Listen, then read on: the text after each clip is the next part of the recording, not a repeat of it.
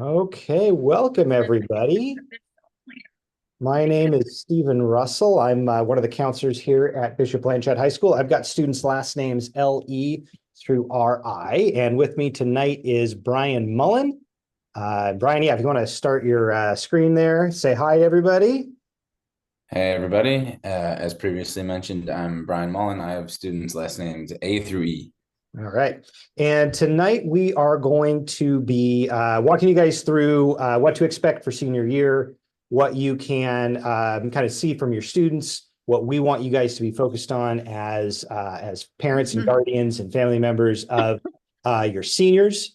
So let's kind of get into the agenda here. There we go. All right. So here's a little taste of what we're going to be getting into. We're going to be going over some kind of big formative ideas, like the stuff that we want you as parents to be thinking about as you kind of get into a big year of senior year. We're going to talk about admissions testing. We're going to talk about some of the details in the application process. We still have this new-ish weighted GPA that we're going to be kind of updating you all on. We're going to talk about Maya learning. We're going to talk about the college visitors that are coming up here in imminently in the next week. We're going to go over what to expect in our senior college conferences that we're going to be doing starting next week as well. Letters of rec, transcripts, mid-year reports, scholarships and financial aid. So as we go along, please utilize the Q&A functions. And if you can't find that, hopefully it's on your screen. I'm going to see if I can find it on my screen. It's hiding out here somewhere. So sorry, bear with me here. I do want to use the Q&A, so I do need to find it. So just a moment. Sure, It looks like it's in the more can you section. find it? Well, I've got it pulled. I've got the window pulled up. It's like I've never done this before, but it's behind my maximized screen, which you are all seeing me futz around with right now. Again, like a rookie. My goodness. Like I've never been here. Okay, let's do this. Is that working at all? Okay. All right. Brian, I might have you keep an eye on the Q&A then, and I'll see if I can work on this when you're presenting. So I'll go back to the presentation. All right. Not going to work for me? No, you're gonna be weird, aren't you? Okay.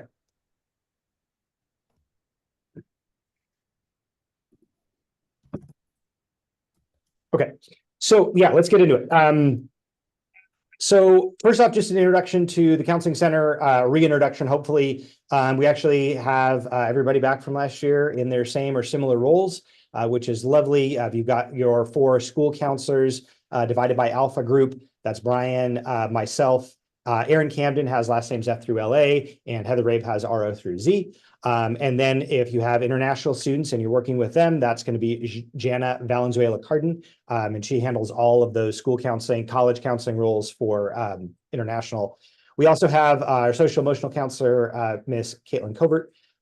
She is working just with students who are maybe needing that a little extra attention for stress, anxiety, depression, and more serious kind of like emergent issues that are coming up, and that does happen senior year. And then our student support counselor is Miss Shannon Fleming Bray. She was new last year. She is working with students who need extra academic help, but might also be working with students who might need a little extra of that social emotional support too. So the school counselors are still going to be your first stop when you are asking questions, especially when it comes to college. That's who we are right now. That's the hat that we are wearing, is college counselors. For seniors, but we're still doing the other stuff too. We're still doing academic checks. We're still talking to them about what's going on in their lives. But there are also these other folks here too to help kind of share that load and help take care of these kids. So that you might find Shannon, you might find Caitlin, and then Miss Janice Mooring in our, I'm sitting actually at her desk right now. She usually sits in front of the wheel here, and she's our counseling assistant. She helps a ton with organizing all of the college visits and then all of the document organization and submissions when we are putting all of the transcripts and records and everything that are going to colleges. So they're all part of the team, and we want to make sure that we're all kind of, if you're not sure where to start, talk to your student's counselor, and we'll get you to the right place. Okay. Okay, so let's start talking about some big ideas here. So we've got the main thing I think for senior parents to start to internalize. And if you've been at this meeting before, welcome back. But you might have heard this recently, but this isn't your process. This is your student's process. It's not yours. You're a support person. You're maybe a cheerleader. You're maybe an organizer. You might be a, and put your put your metaphor together. But it's not yours, right? We want them to be driving the bus. We want them to be the ones who are taking charge and responsibility for their future. And so that means it's their process. So we kind of want to kind of encounter that as we get into kind of the start of senior year. And I would say really importantly, we want to know that this experience, this whole like college application process, the admissions process is a growth experience for your students, right? So when they are doing the things to get into college, they're growing, right? They're learning new things, they're learning new skills, they're meeting new people, they're learning how to engage with the resources around them, whether that's their school counselor, their college counselor, whether that's an admissions office, or maybe students at the college that they're going to be going to. This is a new thing for them, and we want them to learn from that, okay? So right now, I think we're kind of thinking about, helping your students sort of think about sort of framing what they want their life after high school to look like, right? And for a lot of students, especially at the start of this process, when they're putting their list together, they haven't gotten maybe all of their, maybe not everything's mapped out yet. And certainly once they start getting their decisions in, and where they're getting in, what's affordable, what makes the most sense, what kind of programs are they maybe most interested in by the time they are starting to make these decisions. We really want to focus in not necessarily on what the ultimate destination is, but maybe what's that next best step. And so for a lot of students, they are having to come across these very important decisions and really starting to think about maybe not so much where I want to be in 10 years, or maybe even 8 years, or sometimes even 4 years, right? They want to be thinking about what's the next best step for me after high school. Is that the 4-year college that I always dreamed about going to? Well, sometimes it's not, right? Is it a 4-year college versus a 2-year college? That's oftentimes some of the debates that families and students are having as they're getting into the kind of the winter, spring, and getting towards graduation, right? So those are when you come up on those questions, you really want to be thinking about, okay, maybe 4-year college, maybe grad school, maybe whatever is going on out there in the future is still going to be there, but what's that next best step for me, right? So that's when we start talking to students about where they're going, starting to think about what their plans are for next year. That's really what we want them to be focused on and thinking about.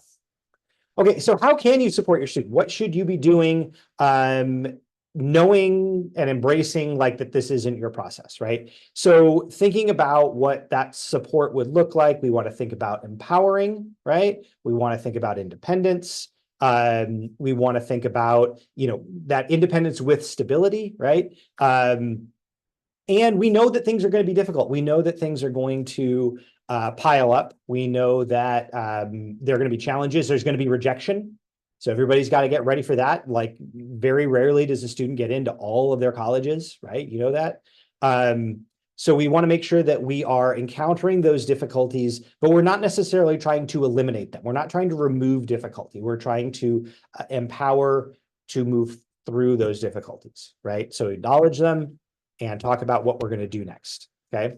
And then as they're overcoming these obstacles, they're starting to manage those fears. They're starting to build those resiliency skills. A lot of your kids are extremely resilient. They are very independent. A lot of your kids we've already been talking to so far this year, and they're on it, and they're not getting a lot of help from you. That's fantastic, right? But that might change over the next couple of weeks and months as school starts things get a little bit more challenging. So when we are learning to overcome obstacles, we are learning to be resilient, maybe at a higher level. Maybe you've already seen them be resilient, but this next step might be a little bit more. Okay. So what does support versus enabling look like? We get this a lot. Like it can happen that we are in a kind of kind of moving through the year. And as a parent, you think like, hey, am I supporting my student in this growth process, or am I enabling them? Right. So some kind of examples there might be the difference between, acknowledging and validating feelings, right? When things become uncomfortable versus allowing a student to avoid those uncomfortable situations altogether, right? I think some examples of this have a lot to do with how students interact with colleges. Sometimes we think if there is a question that might need to be asked of a college, or maybe your student gets into kind of a weird situation with their application where they're not really sure what to do, and you think as a parent, I'm going to send that email, or I'm going to call the admissions office.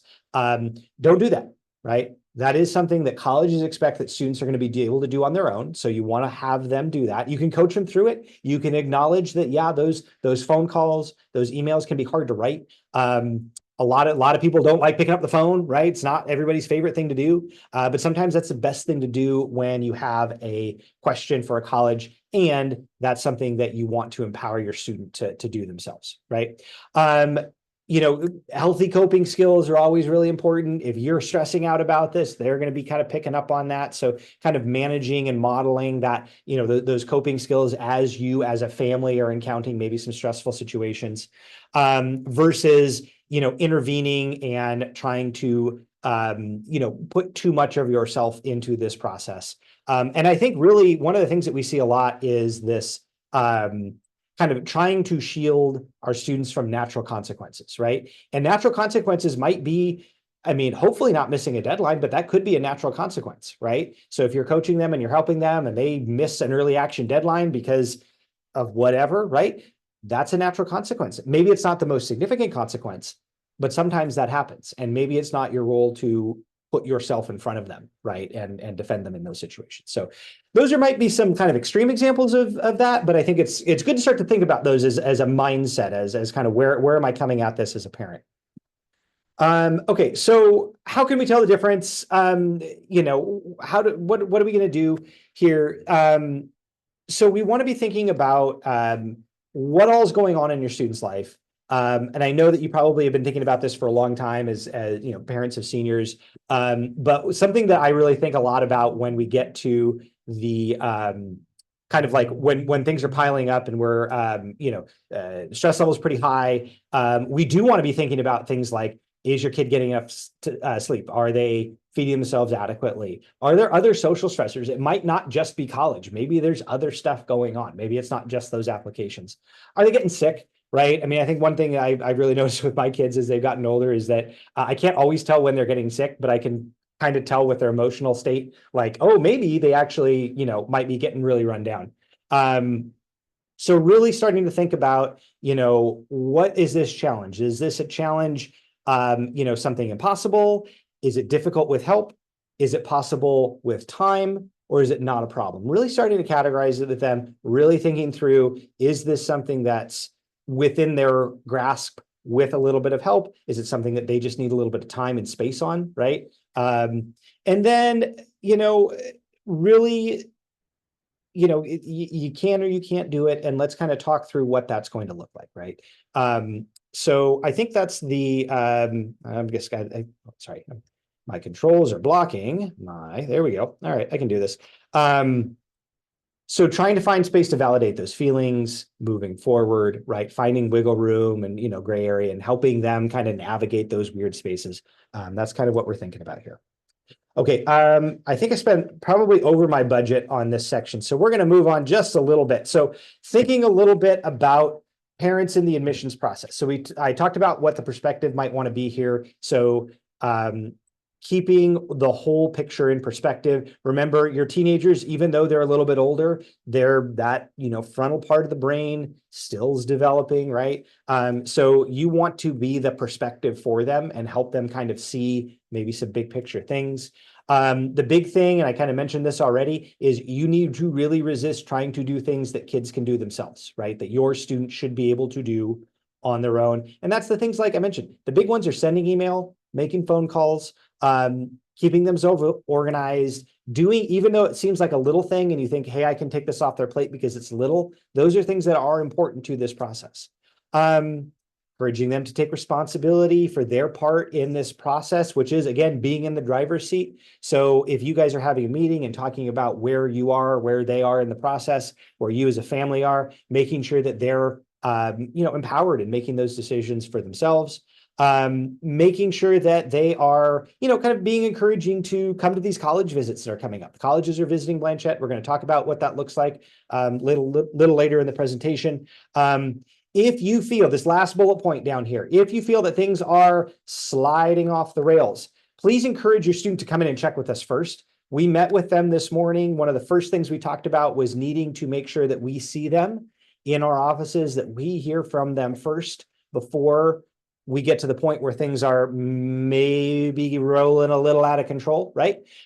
However, if you are having some concerns about where they are in this process, please reach out to us, right? We are here. We're here to support your students. Sometimes you need to step in and kind of say, hey, let's maybe email your counselor together. Like, let's try to set up another meeting. Maybe we already met with them. Maybe we need to do that again, right? So you can be that facilitator, that coach to get them back into our offices, and we can help them get that ball rolling, right? Okay. Oop, sorry, there we go. All right. Oh, I'm skipping too far ahead. Come back to me, please. Thank you. Okay, college conferences. So these are starting. So I think everybody, all the counselors have emailed their seniors. We sent the invite out for our one-on-one conferences. These are happening during the school day. You are not a part of that.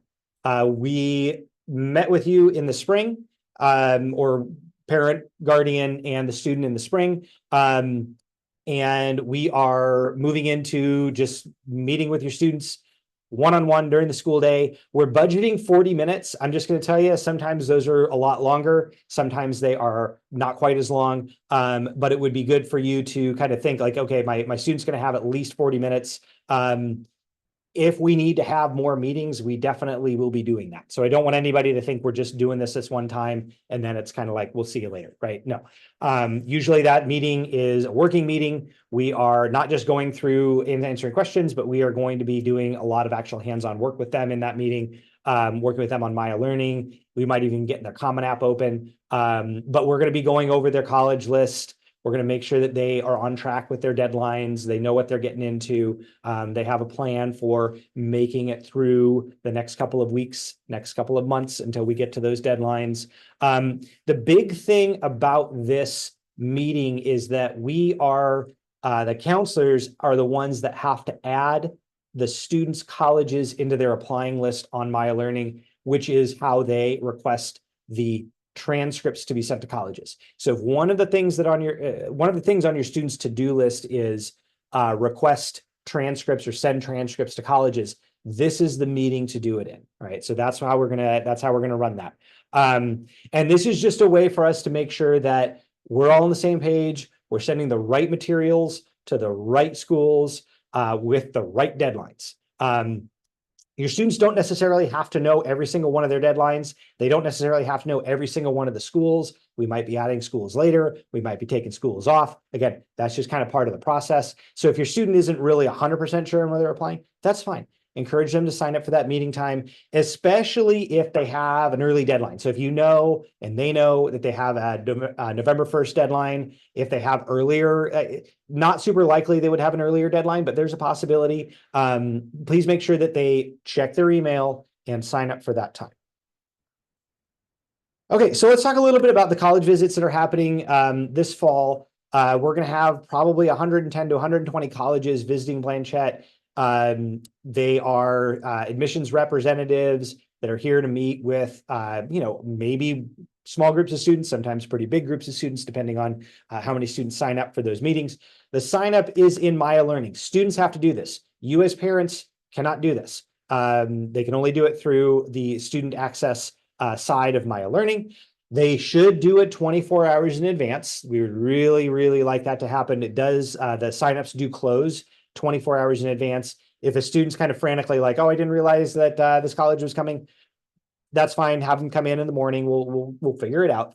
But do try to sign up ahead of time. We're still adding schools. So like every day, we're probably adding 1 or 2 schools, depending on how busy it is. So if you and your student maybe get on My Learning and look at the events tab, we showed them this morning under the events, all the colleges are going to be listed that are visiting. They can just sign up under actions, attend event. It's right there. We're adding more basically every day. So keep checking back. We have a big whiteboard out in front of the counseling center with the next handful of visits. Usually it's like a few days to a week in advance. So they can always check there. And I believe we were even able to get the college visits to sync with the Blanchette counseling calendar. So if you're on the website, I'll double check this. I think this is the case. You could actually look at the counseling calendar and you could see who's visiting. I believe we were able to sync those up, but that would be really cool if we did. Otherwise, it's going to be My Learning, and make sure that students know where that goes. Okay. Would love to see them if they're planning on applying to the colleges that are visiting. They don't have to come to every one of them. Sometimes I have students who have like visited a college. They've already met with an admissions representative from that college. Maybe they've even, had some kind of like, one-on-one conversation, maybe a like one-on-one Zoom with that admissions rep from a particular college. If that admissions rep is visiting Blanchette, it would be awesome if your student could make it, but they certainly don't have to. They are, very much in good shape with that school. But if you maybe haven't visited the school yet, maybe they haven't really gotten a good grasp on what's going into that application, that would be a good school for them to come into that visit, right? Okay, so let's talk a little bit about the kind of like what's going on in a student's application these days, right? So this is a little bit of a different framework here. We're going to start talking about what colleges are going to be seeing, how they're making these decisions, and maybe sort of like starting to think about what, as you're helping your student with these applications, what are the things that schools are going to be really the most focused on, right?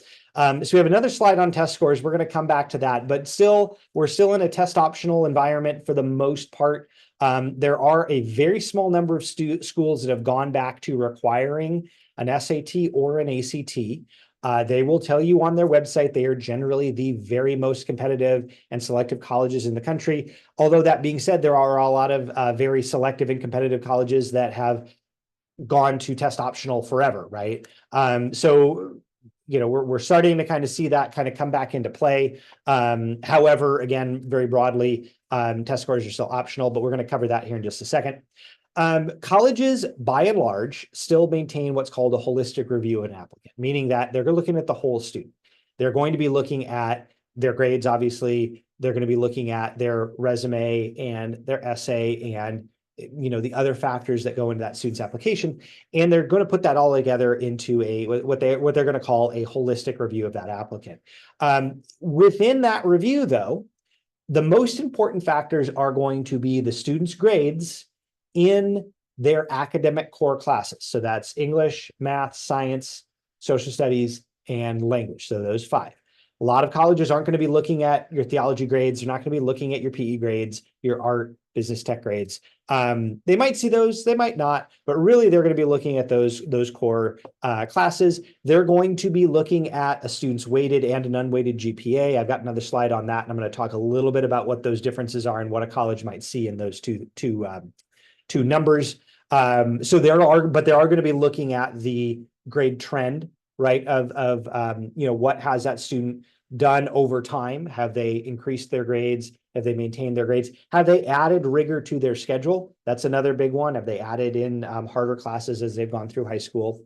And then they're going to think a lot about the school context. So one of the questions that parents will ask is, is my student be compared to somebody from Holy Names or Ballard High School or some school out in Northern California, right? And the answer to that is, it's kind of complex. It's going to vary from school to school, but What a college is really actually going to be doing is putting that student in the context of their high school, right? So we send the colleges know, because we send them a school profile with, our curriculum details, how many, like what our graduation requirements are, how many honors and AP classes we offer, other of those details about our school. I think we have a copy of that on the Blanchette counseling page on the website. If not, I'll put it up there.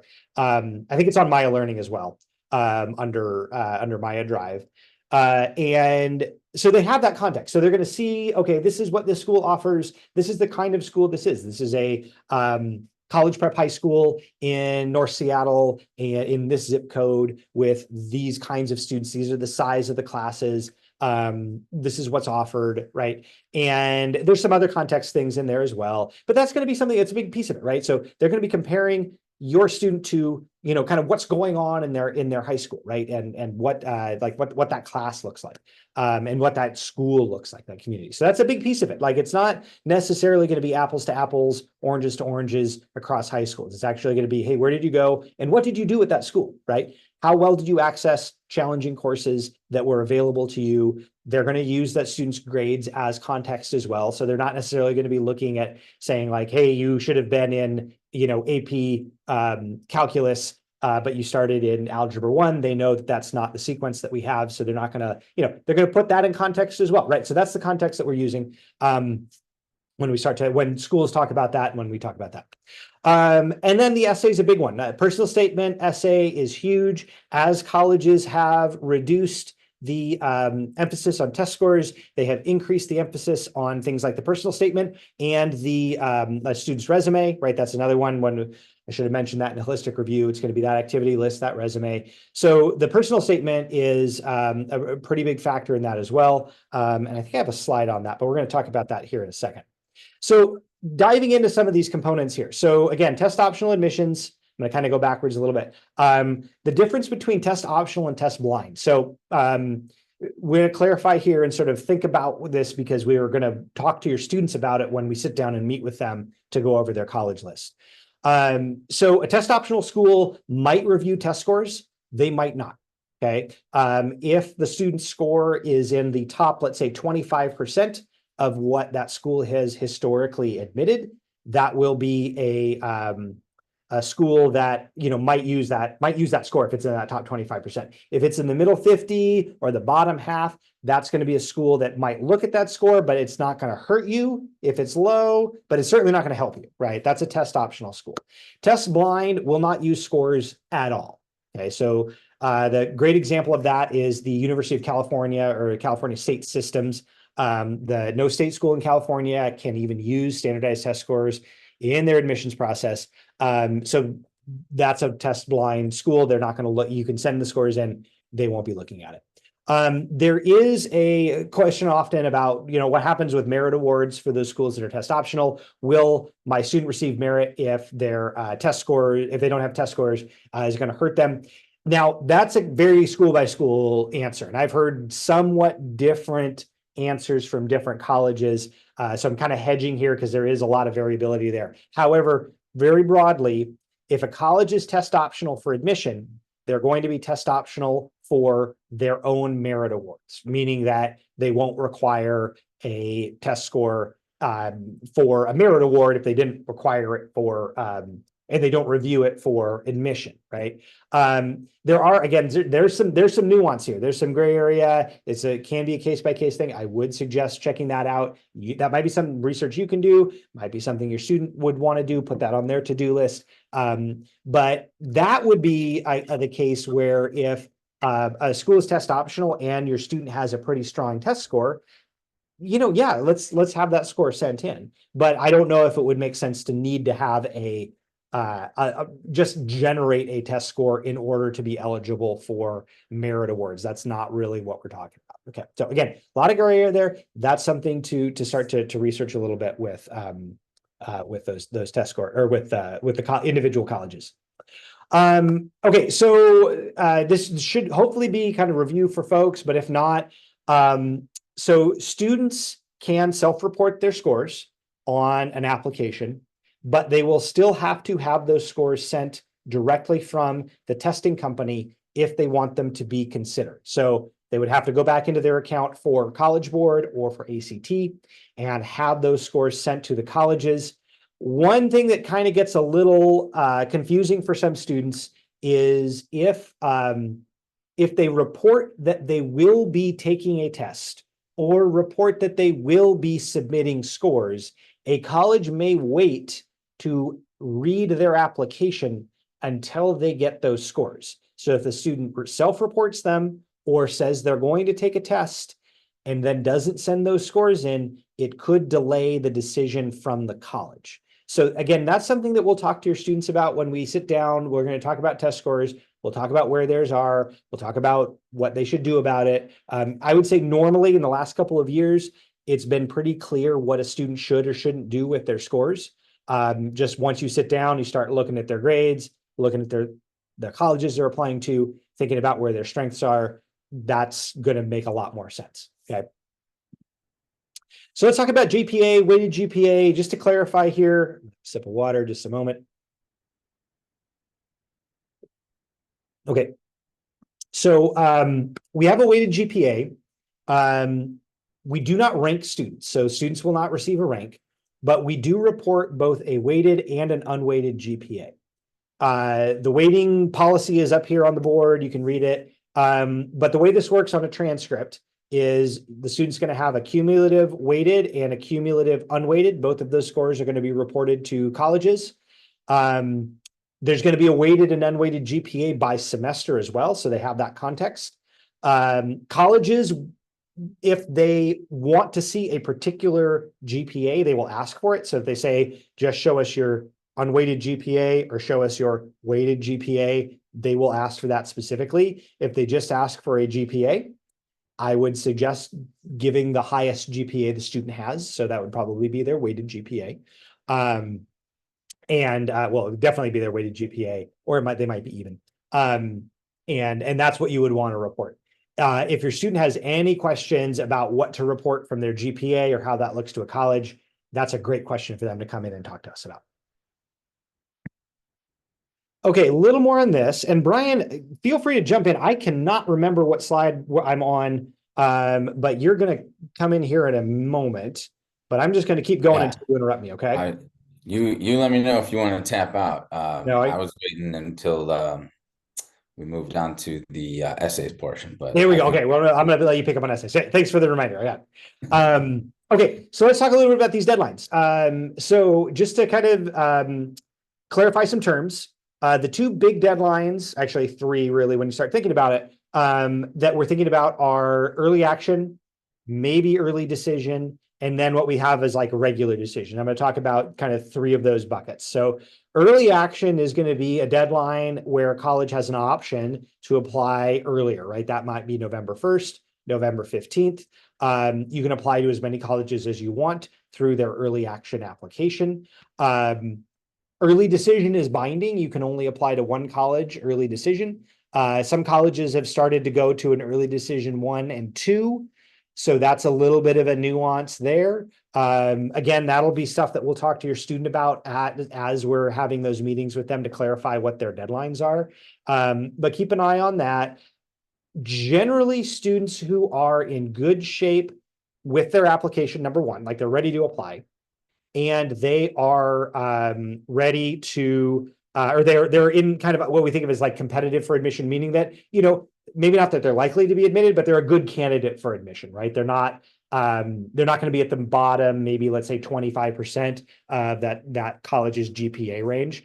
If they're in good shape there, even if it's a really competitive college, applying early action is a great idea, right? So just to give everybody some context, about 75% of last year's seniors applied to at least one of their colleges by November 15th. So that's in the early action window. Okay. So again, 75% of students sent in at least one application by those early action deadlines. Now that does incorporate something else that we think of as what's called rolling decision applications. And those are colleges that don't have a deadline exactly. They're going to continue to read applications until they're full, but they are going to read applications in the order they're received, and students can definitely apply early. So there are actually quite a few seniors that have already applied to a college, maybe one, right, that has a rolling decision and they're already receiving applications. That's great for them.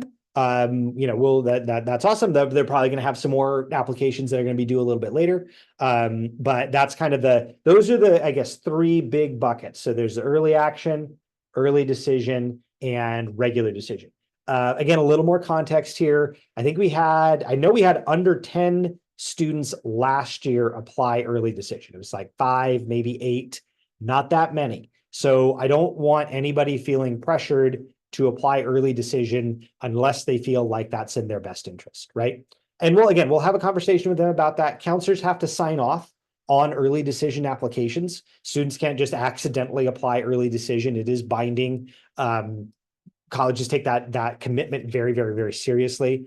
So you do want to have that kind of mindset if early decision is something you guys are talking about. Okay. Okay, a little more on Common App. So Common App is nearly ubiquitous at this point. So there's over 500 colleges that use it, but the vast majority of colleges that your students are going to encounter are going to be on the Common Application. UW joined Common App in the last couple of years. UW Seattle did. All the state schools in the state of Washington, in fact, are on the Common Application now. So Washington State, Western, UW Bothell are the big ones. Eastern, Central, all of them are on Common App. So that means that like quite a few students are going to have Common App schools. I think last year was something like 85-90% of the seniors had Common App schools that they were applying to.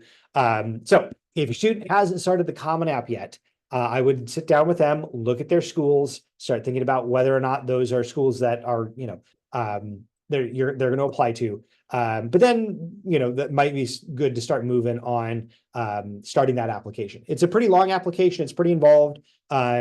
Takes a few hours to kind of work your way through. There's a lot of parts to it. You'll add colleges. They might have additional components that you'll have to submit. So something to start to think about. Making sure that you're reading the school's instructions for their supplements. Okay, so these are you'll have the Common App to fill out, but then you'll have some school specific sections that you might need to fill out as well. So you want to make sure you're reading those directions. Don't let those be a surprise. That's we remind students to do that all the time. One note, we really hit this hard with the seniors this morning. If a school uses multiple applications, simplify your lives and use the Common App. Okay, so some schools might really accept like up to 3 or 4 applications. They might even have their own application. Make sure that they're using the Common App. It's going to make your lives easier. It's going to make their lives easier. That's going to make our lives easier. Everything's going to get where it needs to go, and we'll avoid confusion. So that's gotten a little bit easier over the last couple of years, just because, again, with the number of schools that are using Common App these days, that's pretty important. So a few more things about the application process in general. I'm going to get another sip of water. We want to be working backwards from deadlines, right? So that's kind of the big picture. We talked about that right at the start. What are your deadlines? Let's start working our way backwards from those. And it might be we want to look at the schools that have, these like November 1st deadlines, and then kind of plan on schools that have later deadlines. We can kind of push those off a little bit. So starting to manage those deadlines, making sure that we're filling out those applications, starting to work on that, chipping away. Really remind students, you got to write down your usernames and passwords for these various websites you're going to. Have them write those down. It's always a little awkward when they're in our office trying to log into an application system and they have to text you to get the application, get their username and password. So that's a great thing that they should have. And we remind them, make sure that they're checking their email regularly. That's a life habit, great school habit, life habit in general. But the big thing is colleges are going to communicate directly with the applicants if something's missing or if they have questions or need anything from the student, right? So if a student is not responding to their email, and maybe it's been a couple of weeks since they've actually spent any time looking at those emails, they might have missed a communication from a college. So you want to make sure that that's a great thing to kind of for a parent to make sure that your student is checking those emails. I mentioned this already, but I'm going to hit this again. If a student has an option, use Common App. Please do this. If a student gets an email that says you get a free application if you apply, well, that's great. That's lovely. But if they click the link, it's going to send them to a school's own in-house application. The student can still get a free application if they use Common App, and it's probably going to make their lives easier, right? There might be some exceptions to that, but I would say generally we've seen students really get into trouble with free applications that they really don't need to fill out because they've already filled out the Common App, and then teacher recommendations don't get matched up with that student's application. Their transcript doesn't get matched up with the student's application because they use two different platforms, and it creates a lot of confusion. So again, if it's a Common App school, use a Common App. If a school is not on the Common App and also is going to require things like teacher recs, counselor recs, transcripts, supporting documentation, the student needs to make sure that they're reading through and following all of the directions. There usually is some additional steps for the counselor to submit transcripts and letters of rec, and we want to make sure that we're doing what we can to support students in those areas. We have a pretty good handle on what schools we need to watch out for, but there's 4,000 undergraduate institutions in the United States, and you never know what some of them are doing. So make sure that they're reading it and you're reading it as you guys are moving through that process. Okay, so I mentioned transcripts. Counselors send the transcripts, so official transcripts have to come from us. Pretty much, I want to say every college, but most colleges are still going to require a transcript. Some of them don't. But we'll work with your student, figure out, okay, where is your transcript going? We submit all of those documents through Maya Learning. It's a secure, confidential transmission process to the colleges. There are some schools that do not read transcripts. They're only going to read what the student self-reports. So that's University of Washington, Seattle, California, University of California, California State System. They have their own application process for reading transcripts. We upload transcripts to Common App.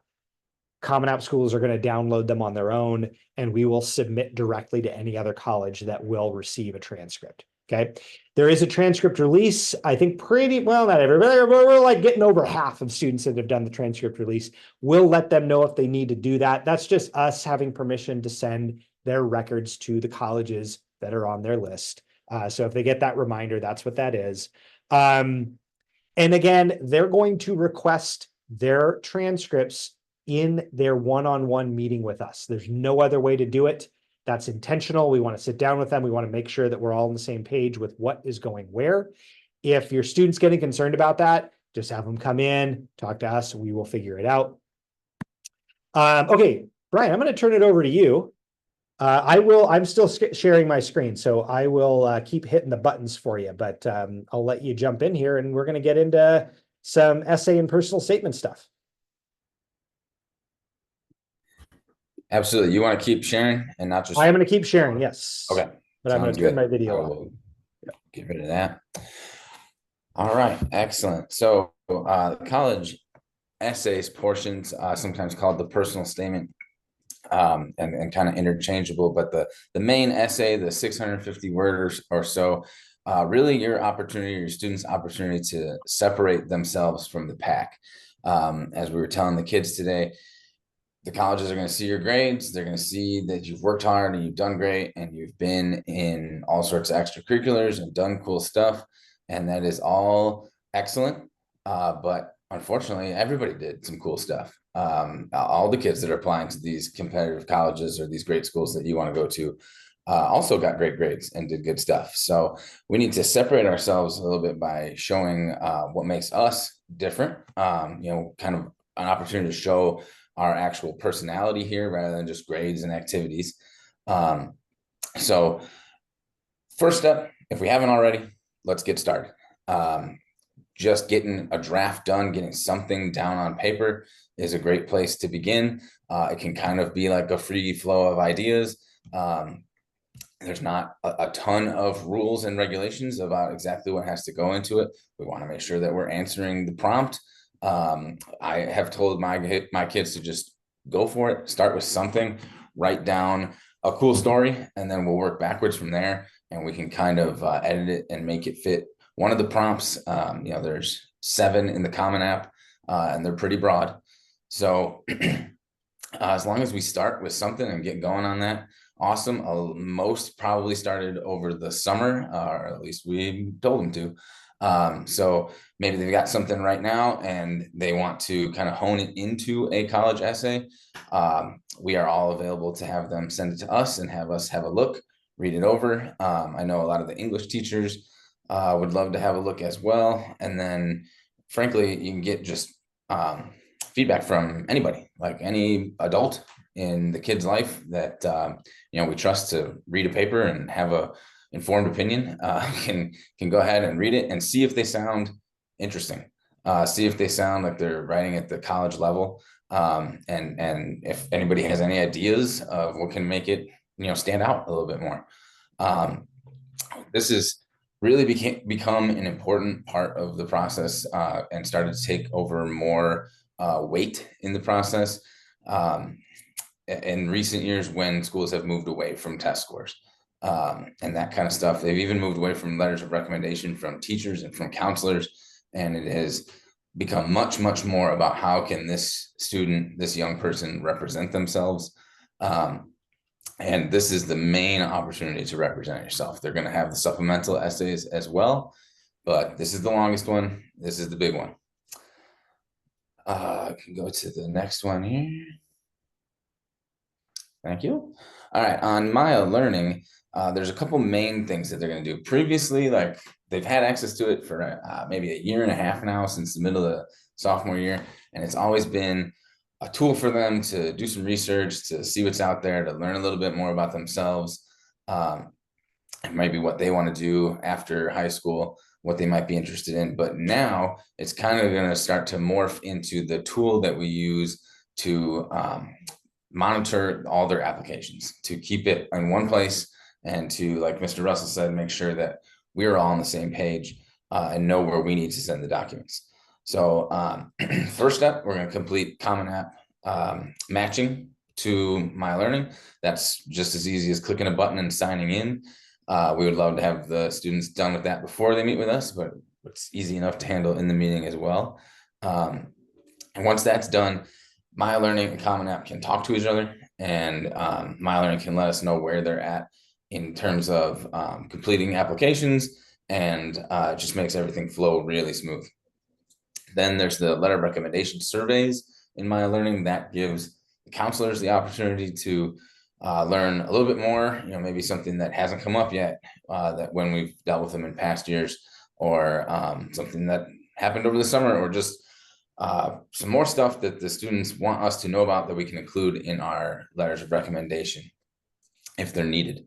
And then all the way at the end of the year, we're completing the senior survey as we kind of complete the year. But for now, in this fall college application process, they can still use it as a search tool. They can learn more and more about the colleges. They can look at the scattergrams and see where they fit in amongst other kids from Blanchette that have applied.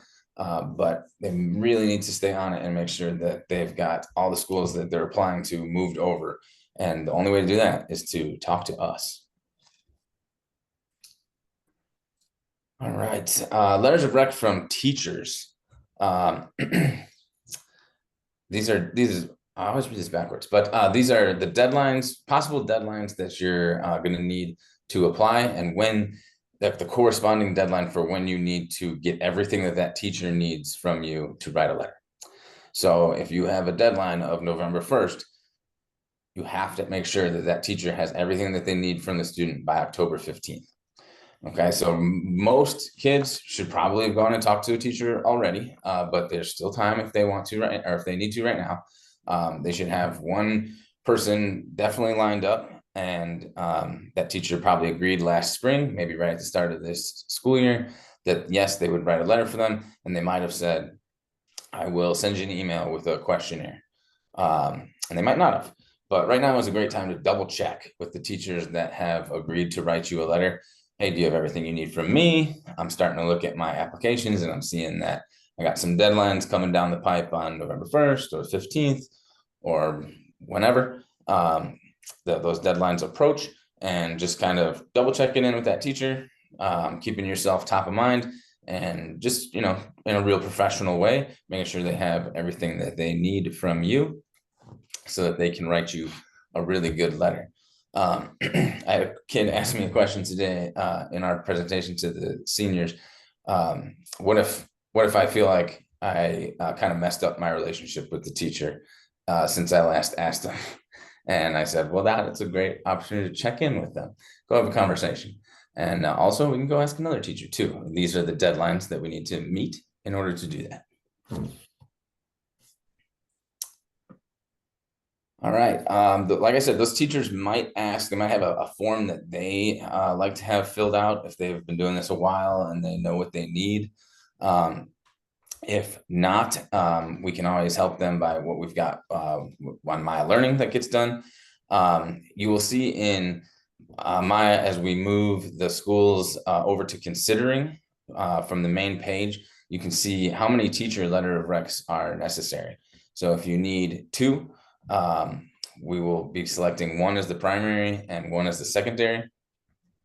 We'll do that kind of just strategically based off of where we're applying, what we're possibly applying, what program we're applying into, if that's part of the application process there. But yeah, we will handle all of that. And then possibly there will be schools that won't accept a teacher letter of rec, but we'll just keep that in our back pocket in case we are looking and we see, oh, there's no schools that I'm applying to need a teacher letter of rec. That's all well and good until November, December rolls around and we find out about a cool school, or we get a little bit more interested and we want to throw one more letter in, or excuse me, one more application in, but we don't have a letter. And now we got to rush. And now the teachers feel rushed, and we all know they don't do their best work if you're rushed. So we just want to give everybody a nice runway on this.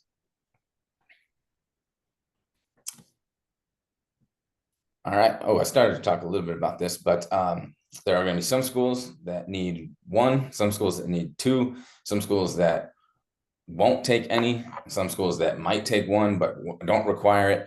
All this info is on My Learning, and we're going to make sure that we know exactly what each school requires from us and that we get it done. A lot of students are really worried about how to request a letter of rec from their teacher. We do that all through My Learning once we have done it in person, but we formally request it through Maya, and then the teacher uploads it to My Learning, and then we send it to the schools. The kids never touch the letter. They, in fact, aren't even allowed to see it. But once they figure out the process in My Learning, then they don't need to worry about that at all. And then at the end of all that, once we get those applications in, go back and write a thank you note. Just kind of practicing that, being an adult, practicing moving through the world professionally. And it is a time-consuming job for these teachers to get all these letters of rec done and to do a good job, which is obviously the most important aspect. All right, mid-year reports and transcripts, first semester grades still count. We've made it through junior year. We've worked hard, and we're feeling like we've maybe got senioritis coming on, or maybe we start worrying more about the application process and less about grades. Those grades are going to the colleges. We will send them out when they become available, when they become official in January or early February, depending on the calendar. And as soon as they're ready, we send them to every school that has that we've applied to, or that an individual student has applied to. There's nothing that the students need to do for that. There's a lot of anxiety over making sure that gets done. A lot of time the schools that you've applied to will send you an email and say, hey, please remember to send us your transcript from first semester. You don't need to do anything. We handle all of that, excuse me. Same process, but we already know where you're applying, so we just send your mid-year transcripts along. Believe that's everything. Yep, we send the forms. So yeah, nothing for you to do, nothing for your student to do. I know it's a long time from now, and we're for sure gonna feel anxiety about it. And I think that's caused a little bit by the colleges, but that will all be handled by us.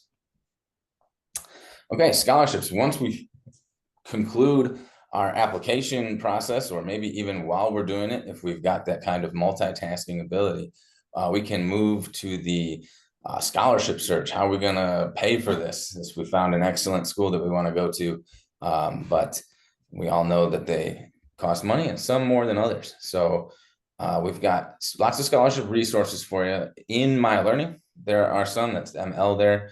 On the resources tab, we've got a bunch of stuff. A lot of these resources that are listed below there are also on there. Each individual college will have a portion of their website dedicated to how we're going to pay for this. And part of that will be scholarship searches as well. There are some that are very specific to Washington, some that are national. And the real key here is kind of finding the ones that are worth spending the time on. I know a lot of kids get frustrated because they see like big money scholarships and they say, I'm going to do that one because obviously that's worth a lot of money. And they put a ton of time and effort into it and they don't get it because it was big money and a ton of people applied. So kind of finding like the ones that have the bang for your buck, as it were, things that are like your family is involved in, local organizations that don't get the same kind of national attention where everybody from all across the country is applying, can be very helpful. And you may need a letter of recommendation for a scholarship. We've got the teacher ones and the school counselor ones. We are available if they need a fresh one, or if they can accept one, we can get that to them as well. Okay, still on the same note of paying for school. FAFSA is the form, I suppose, but the more like the process where we each individually apply and then receive financial aid. So we can start that process sort of right now. You go to FAFSA.gov. It is not open. You might hear some people say that it opens in October 1st, or that it opens December 1st. Right now, you'd basically be making an account. You'd be getting an FSA ID, they call it. And that can sometimes take a little bit of a while to get through the government bureaucracy, but it will eventually officially open. And it's a little bit of a mystery, thanks to the government, as to when that will exactly be. But sometime this fall, they will open that, and then you can complete your FAFSA. And everyone should be doing this, even if you're kind of in a situation where you're like, I don't think we're going to get any financial aid. Do it anyway, because the school then gets your info excuse me, and can grant you financial aid through the schools, even if it's not like a federal loan or a grant in that case. So it is a little time consuming, but it's there for you, and it's a resource. And I understand that it's sometimes very mysterious, because they don't give you hard and fast info like when it opens. But if you get confused, feel free to hit us up, and we can at least point you in the right direction, because sometimes it is confusing enough that we are not always knowing exactly what they're up to either. All right, as we're moving through this, we're just kind of always eye on the future, thinking ahead.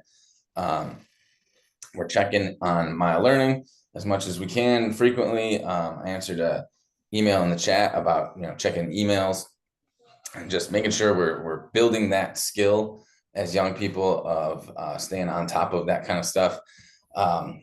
Thinking about the classes that we have right now, a lot of kids are starting senior year, and we did up that rigor in our class schedule, and that's awesome. It's going to look great, but it's going to mean a lot of work. So if we've got that deadline coming up and we see it's November 1st, we need to start working. If we see that it's November 15th or even in December, we're going to need to start getting going and kind of start treating it like one more class, because it is a lot of work to get through these college applications. And we don't want to rush them. We don't want to be sitting there the weekend before the deadline trying to get everything done. One benefit of looking ahead is that we've got lots of opportunities for help. I've got the dates coming up on the next one that we'll talk about, but there's also virtual tours and all manner of things that the colleges are putting out individually that you can jump in on and get info from them as well. Here at Blanchette, we've got application and essay help. We've got late start days that the counselors will be in the counseling center. You got to give up your late start day, but you still get 15 extra minutes. And we'll be there, solid hour. If you got questions, your student has questions that they don't know when they can come find their counselor, this is a great time. If they just need time to get some work done, and there isn't any time, and we all know that feeling, but waking up a little bit early or just, kind of viewing these late starts as not actual late starts for the fall, that's an opportunity to get in and get some stuff done. And if morning time just ain't your thing, but you got time in the afternoon, we're going to be around on 2 separate days in October from 2:30 to 4. You can sign up in Maya Learning, not required of you, but helpful just so we know what room we're going to be in or what we should reserve. And this is just an opportunity, like I said, if you need a little extra time to get some work, or you're just feeling like, I don't know when I'm going to get this done or when I'm going to find my counselor, we'll be there and we'll have the answers for you.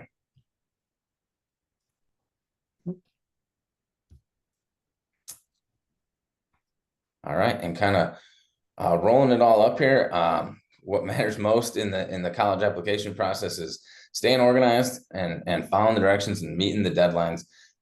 It sounds simple. The seniors kind of groaned at me today when I said this, and I think they've just been through a few too many syllabuses in the last week or so. But it was like, yeah, it's that simple, guys. It's one more thing to stay organized on. It's one more thing to double check that we've done correctly, and one more thing to make sure we turn in on time. There's all the early actions and all that stuff, and even if we're not, we're gonna get this done by December. We're gonna aim for it at least, so that we can go into Christmas break and enjoy it and not feel like we've got a ton of stuff weighing on us. Maybe there's some stuff we're gonna mop up after we get back from that, but we can, kind of give our self-imposed deadline of December. And then lastly, communication. All the school counselors are here to help, but we can't help if we don't know that you need it. And then all the college admissions reps are here to help. They would love to hear from the students and love to answer their questions. It's just a matter of reaching out and doing that communicating, which not everybody loves. But that kind of leads us right here. Remind them to come in and talk to us. I mean, they're practicing being adults. This is their last year that they get to practice that, and then they're going on to college or the world, and then they got to do it themselves. So if they need that practice, get on in. If they feel like they're overconfident, they don't need that practice. Practice humbling yourself and coming in and asking for help when you need it a little bit. But if they reach out to us, it is a lot easier to kind of teach them that lesson of, this is a support that is on its last legs here. We've got this year and then we're moving on. So please help them, encourage them to do it themselves. And that's that communication. And then getting on the phone with the college reps or sending that email, sometimes uncomfortable, but also helpful. Okay, so actually get back in here. Okay, hello. So I'm gonna see if I can get, and Brian, maybe if we'll take a second here to get some Q&A done. If you're sitting there and maybe you came in late, maybe the debate's been over a little bit and you're kind of decompressing and thinking like, I gotta ask some questions here. I'm going to start reading through some of the Q&A that you've submitted already. But as we go through this, if there's more, feel free to throw a few more in here. Some of these may have been answered live already, but we're just going to start working on some of these and start going through here. So I finally found them. This is great. Okay, so first one, give me just a second here. I'm going to kind of pre-read it and see if I can digest this a little bit.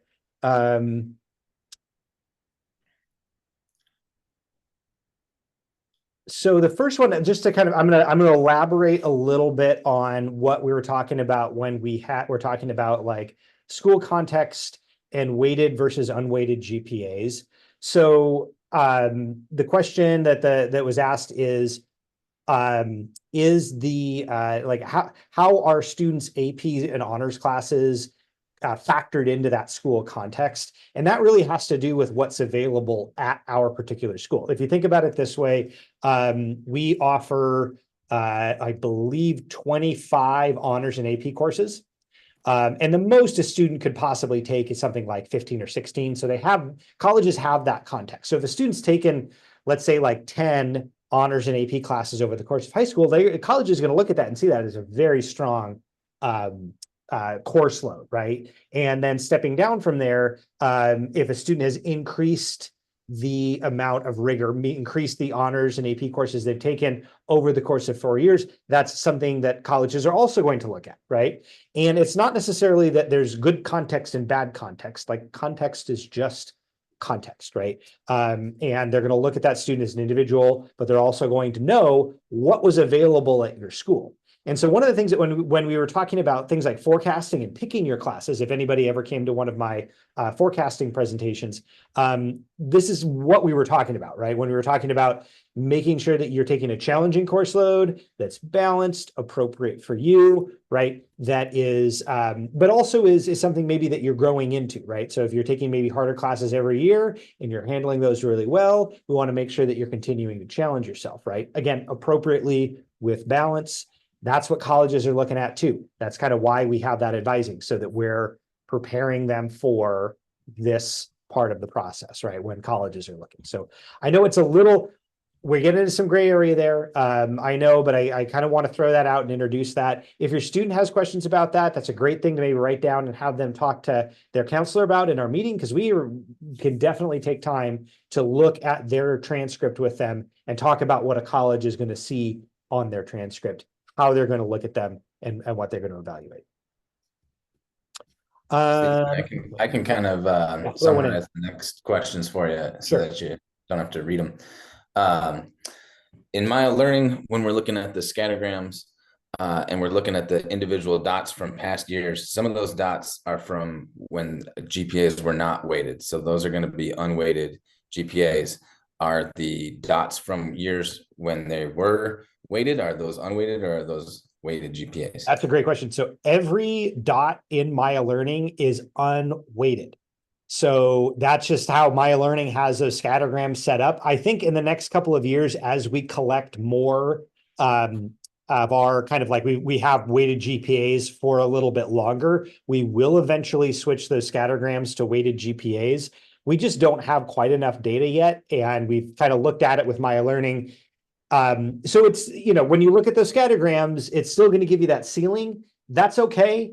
It's still giving us that context of what, like how do our students do getting into that college in general. But you don't get the weighted GPA context yet. This is still, I think, year 2 or maybe 3 of this. And this will be, I think, the second or third graduating class with weighted GPA. So it's still kind of early to be able to use that as like, those pretty significant data points. The next question was to speak to talk about the WUI a little bit. WUI. All right, so let's talk about the WUI. So the WUI is fun to say. It also is a great opportunity for students who are looking at state schools in, let's say, the Western United States, that they might be a pretty good fit for. And the WUI, Western Undergraduate Exchange, is a program where they can get like pretty significant scholarships for going to those colleges. So if you're curious about Western Undergraduate Exchange and the WUI, go to My Learning, go to the resources tab, and we have a paying for college guide in the resources tab. So just scroll down just a little bit. And that has a whole section on WUI. You can also Google Western Undergraduate Exchange. It'll get you right there. Just a couple notes on WUI. It is school specific in terms of how that resources used. So some colleges use it as a blanket scholarship. So any student that meets that scholarship threshold, regardless of their major or maybe particulars of what the state they're coming from, other than they're coming from the state of Washington, they're just going to use it as a scholarship. Other colleges are using it as specifically a scholarship for specific majors. So if they say we're a WUI school, but you can only be eligible for WUI if you're in this set of majors. And typically what they're doing is they're trying to encourage more students to enroll in those majors. And they want to fill those majors by incentivizing it with the WUI. So we have a lot of students who get WUI scholarships. There's a list on the WUI website of the schools, but then you're going to have to go to the school's website to see specifically how they're using the WUI program. We got that one. Yep. And then there's a bit about FAFSA that I've kind of been answering in the actual chats, but the summary is that you individually get an FSA ID that is associated with your social security number, and that if you have multiple students, they're each going to get their own FSA ID, and then you're going to have to do a FAFSA application for each student. And if you were to go in and get an FSA ID, the hope would be that you would get an email that said FAFSA is ready to go for it. But I'm just not sure that they can be trusted on that. So staying as up to date on your own accord is probably recommended. I would say so. If you guys have the kind of context of where FAFSA has been the last few years, if you have older students, maybe it used to open on October 1st pretty regularly. They overhauled the system this past year. They said it was going to open in December. It opened like very, very, very late in December. And then it just took a long, like the website was crashing. It was a mess. So they are hoping, I believe the goal is to have it open in December. But if, we're going to find out. We will probably put that in the weekly update if anybody's kind of thinking about where you might find out about this. Once we hear about it, we'll put a notice in that next week's weekly update. It'll probably be in the news.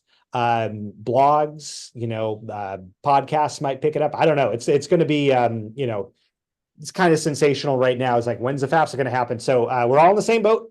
We counselors don't have any better information than anybody else, unfortunately. But we'll push that information out to the families as soon as we can. Okay. Okay, here. Anybody else? Yeah, the Q&A.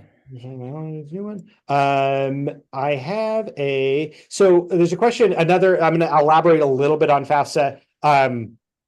So the FAFSA account is going to be associated with your seniors. So if you already have, let's say, some FAFSA account from your own undergrad or maybe graduate school fairly recently, you're really tying it to your student and when they're enrolling. So once you get in and start working your way through that process with your student, it's going to make a lot more sense. So that was the last question that came up on this. On the chat. Any other questions? Boy, Brian, I think we killed it there. That was awesome. So here's one last thing. Brian mentioned, it just occurred to me as we were talking, Brian mentioned that we have these late start days and we have these appy hours that we're doing. We're here on campus, half hour before school, half hour after school. We're here at lunches. We're here during class time. In the fall, we are meeting a lot with our seniors, but there's still time to come and grab us. Okay. So it's not like those late starts are the only time to get help. It's not like those afternoons are the only time to get help. We're around, we're working. So if a student's we're getting into crunch time and they just need a few minutes, have them send us an email, right? It's that easy. And we'll get to them and make sure that we're working our way through that process with them. Okay. Very last thing, we again presented this whole program to your students this morning. The slide deck from that presentation is on Maya Learning right now under resources. There's a lot of stuff under resources, you guys. So A lot of the things that we talked about are going to have more information in that resources tab. Some questions that come up sometimes are about, let's say, the University of Washington Seattle application. We're going to put some more detailed information about that application. There's some stuff specific to the University of California system, CSU application in there. So that's a great place to come back to. We're going to keep putting stuff in Maya Learning. Can't stress that enough. And with that, I think that we're gonna wrap this up. We really appreciate everybody being here. Enjoy the rest of your evening. We'll see your students in the next couple of weeks as we're working our way through this. Again, remind them to check their email. They all got one today with a sign up link to come meet with us, and can't wait to get through this process with them. So thanks very much. Thanks, Brian. Thanks, everybody. And we'll talk to you guys later.